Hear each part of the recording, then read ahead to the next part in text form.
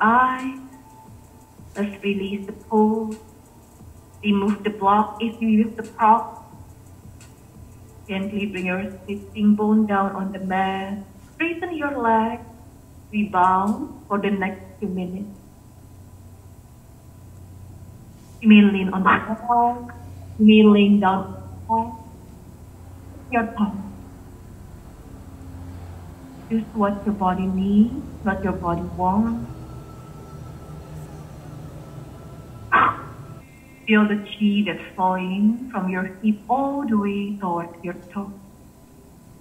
If you still need to lean down or do more rebound, please go ahead. So the next pose, we'll do butterfly. So if you're ready, you can slowly bring yourself up. No rush. Take your time. Don't give a stop to your body. Meanwhile, I will demo for the next pose. So butterfly, well, usually we do bring the soles of feet together and we bend forward. You may use the block. You can open the feet slightly apart. It doesn't matter. Just where the target area is always growing our neck. We want to feel that. So forget about the perfect shape. You can just put the knees on the top of the block like this and then bend forward. Remove the bolster if you're more flexible, or you can just like round the back and just stay here. And you can adjust the distance too. Maybe some of you, if you bring the feet slightly forward, and you can feel more on your inner thigh. Okay, choose your option. Target area is our groin, our inner thigh. We'll hold this pose 5 minutes, so it's quite long. Just make sure you feel comfortable.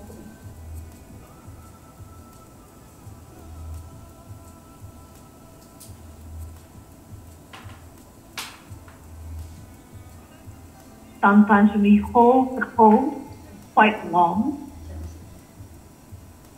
Try to observe your thoughts for a while. But try not to spend too much to overthink about it. Acknowledge what's happening right now.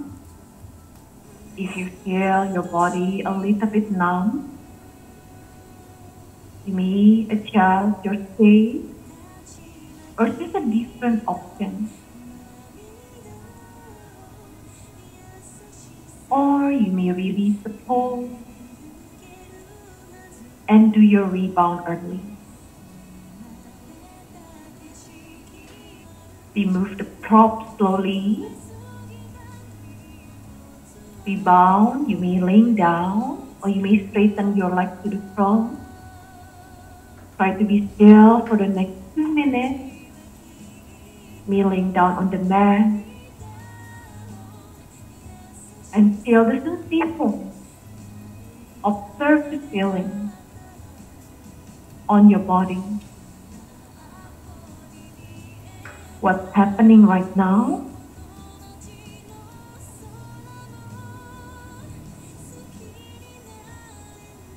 And you may take this rebound moment to observe your feeling too. Membawa rasa tidak mampu, kadang tanpa kita sadari pemilihan kalimat saat memberikan opsi, seperti saya bilang kemarin, posenya misalnya half saddle, kita contohkan dari posisi penuh karena kita mampu. Kalau kamu nggak bisa pose ini, nanti pakai ini, pakai guling di sini, kalau nggak bisa begini. Nah itu kan bagi sebagian orang, apalagi tipikal misalnya di Singapura, kalau kita bilang seperti itu, mereka pasti akan memaksakan untuk melakukan yang dianggap paling advance gitu kan, karena mereka secara mentalitinya mereka nggak mau terlihat lebih tidak mampu dibandingkan orang lain. Jadi itu penting memberikan arahannya, bagaimana kita mengarahkannya tanpa mengecilkan makna setiap sebuah posisi, tetapi juga bisa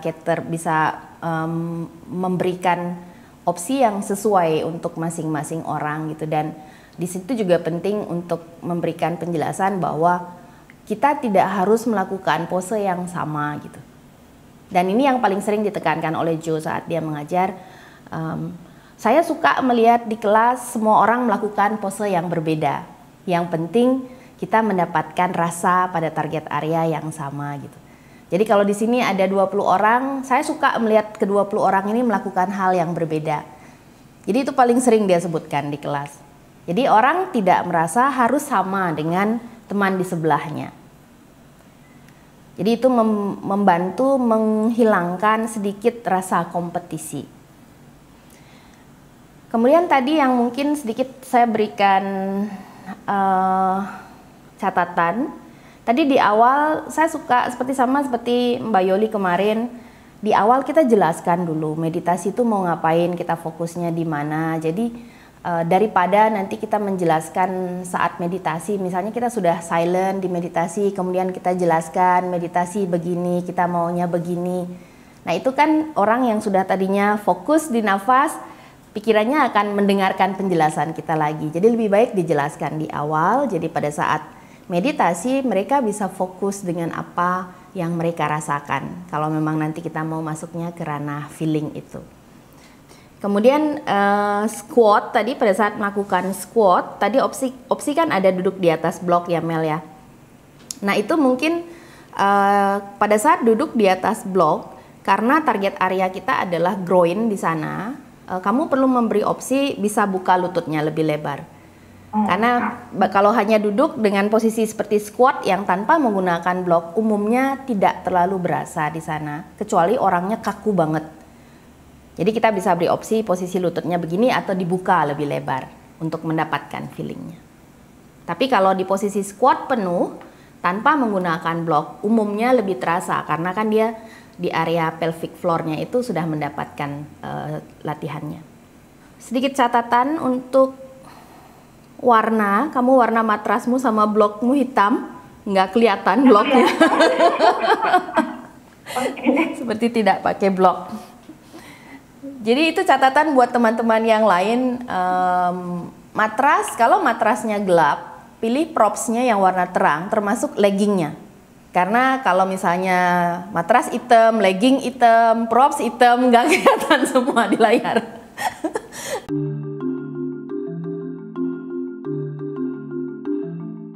Oke, saya masuk dari skeletonnya ya. Bentar.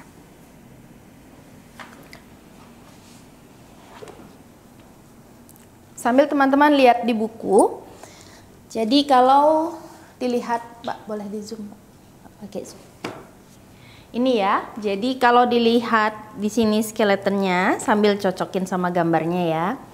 Jadi yang ruas paling atas ini disebut dengan cervical spine, jadi cervical area leher. Umumnya terdiri dari 7 ruas. Dan kalau teman-teman lihat bentuknya di halaman 52, ruas-ruas dari tulang ini, jadi ya sebelum saya masuk ke sana, jadi dilihat di sini ya. Jadi semua ruas di tulang belakang kita memiliki struktur kurang lebih seperti ini ya. Jadi ada vertebral body namanya. Jadi bagian tulangnya ini namanya vertebral body. Kemudian di antara vertebral body ini ada bantalan yang terdiri dari lipatan-lipatan cartilage, fibrocartilage. Jadi dia seperti tulang rawan tapi dia berupa lipatan-lipatan fascia yang tebal. Ini memisahkan ruas vertebral body yang atas dan bawah sekaligus memberikan ruang bagi gerakan. Karena di dalam intervertebral disc namanya, bantalan ini terdapat cairan yang memungkinkan gerakan ini terjadi tanpa memberikan rasa sakit. Kemudian selain vertebral body yang ini, bagian yang ini, di kiri kanan kalau teman-teman lihat di sini ada 2 kuping. Jadi kupingnya ini disebut dengan transverse processes karena ada 2. Kemudian di belakang yang menonjol ke arah belakang ini disebut dengan spinous process. Jadi ke belakang namanya spinous process, 2 kuping di samping ini namanya transverse processes. Kalau kita lihat di buku halaman 52, struktur dari transverse processes dan spinous process itu sedikit berbeda kalau dibandingkan dengan di halaman 53 dan 54. Jadi setiap ruas ini memiliki sedikit perbedaan struktur disesuaikan dengan fungsinya masing-masing. Jadi di area leher, kalau teman-teman lihat cervical, ini vertebral body, ruas-ruas tulangnya ini kecil karena digunakan untuk menopang kepala. Yang mana struktur tulang yang paling atas, jadi ruas pertama dari tulang leher disebut dengan tulang atlas, ini memberikan ruang bagi kepala untuk memutar. Jadi kalau kita hanya memutar begini, yang bergerak itu adalah di ruas pertama dari tulang leher, yaitu tulang atlas ini. Tapi kalau kita melakukan putaran dengan penuh pada leher, ini adalah gerakan yang dihasilkan oleh cervical spine. Jadi ada 6 gerakan yang dihasilkan oleh cervical spine, yaitu flexion, menundukkan kepala ke depan, kemudian extension, membawa ke arah belakang, kemudian ke samping, lateral flexion ke kiri, lateral flexion ke kanan, kemudian memutar ke kiri dan ke kanan. Hal ini memungkinkan kita memutar leher. Jadi memutar itu adalah kombinasi gerakan dari ke-6 gerakan tadi. Jadi ligamen yang mengikat spine vertebra kita ini ada di bagian depan. Bagian depan namanya anterior, depan anterior, masih ingat? Belakang posterior. Jadi yang bagian depan disebut dengan anterior longitudinal ligament. Jadi panjang ligamennya. Jadi membentang di semua ruas tulang belakang di bagian depan. Nah, ini ligamennya. Ini membatasi saat kita melakukan back bend. Dia menahan supaya nggak coplok tulangnya. Kemudian di bagian belakangnya, di sini ada posterior longitudinal ligament. Nah, ini yang membatasi saat kita forward bend, melakukan flexion. Kemudian di antara ruas-ruas dari spinous process ini juga terdapat ligamen. Oh, teman-teman bisa lihat. Dan di bagian belakang ini juga diikat oleh ligamen yang disebut dengan supraspinous ligament. Nah, ini yang membatasi kita pada saat kita melakukan forward bend. Dan di sini di dalamnya terdapat ligamen yang berwarna kuning. Nah, ini yang di bagian belakangnya, kemudian ini yang di bagian depannya. Kemudian di sini di sekitaran ini terdapat ligamen yang berwarna kuning yang disebut dengan ligamentum flavum, artinya ligamen kuning. Kemudian di antara ruas-ruas ini juga semua terdapat ligamen. Ini. Jadi pada saat kita melakukan gerakan bagi spine, ini kalau dilihat dari depan, ini dilihat dari belakang.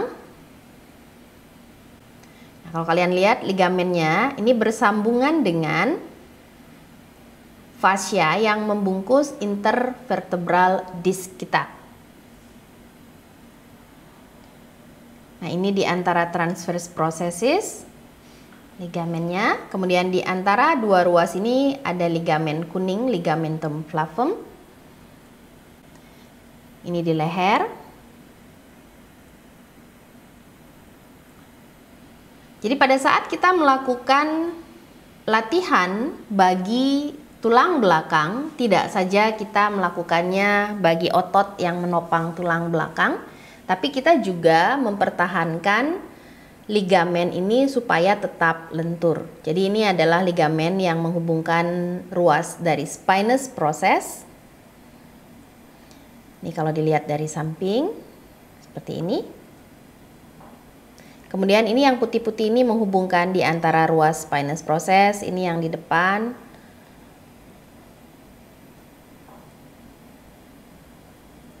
Ini yang di bagian belakangnya.